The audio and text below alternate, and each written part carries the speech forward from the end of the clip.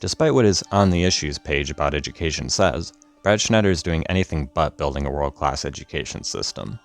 As discussed in the previous video, we don't have to go back very far in his voting record at all to find that he's made votes in Congress that were just actively detrimental to our students, putting them behind their international peers and going against academic consensus. So much for the support of teachers, huh?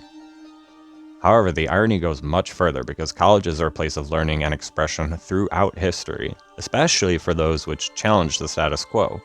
Yet when students exercise their right to protest, I've only seen him condemn it and never condone it.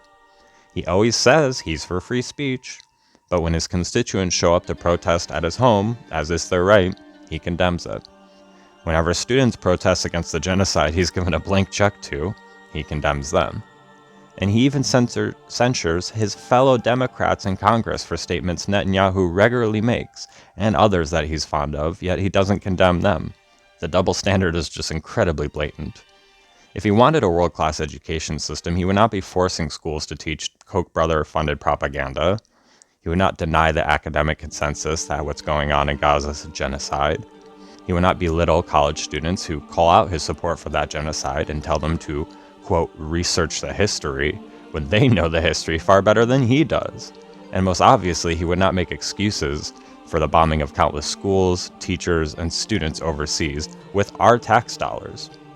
Every single cent that goes into arming the destruction of education systems overseas is another dollar that could have, or cent that could have gone into an educator's salary, a school lunch program, art supplies for teachers, pay for school staff, or etc. at home. He goes further by taking away funding from anyone who opposes his blank check for war crimes with our tax dollars.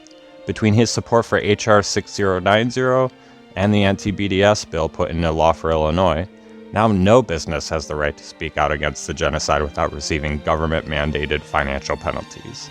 Not only is that horribly cruel, but it is just a blatant attempt to stifle free speech throughout financial coercion.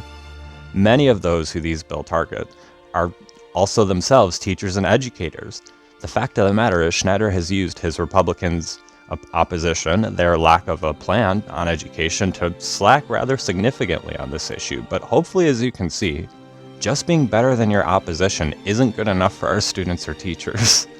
They deserve the best, and unlike Schneider, I fully intend to advocate for that.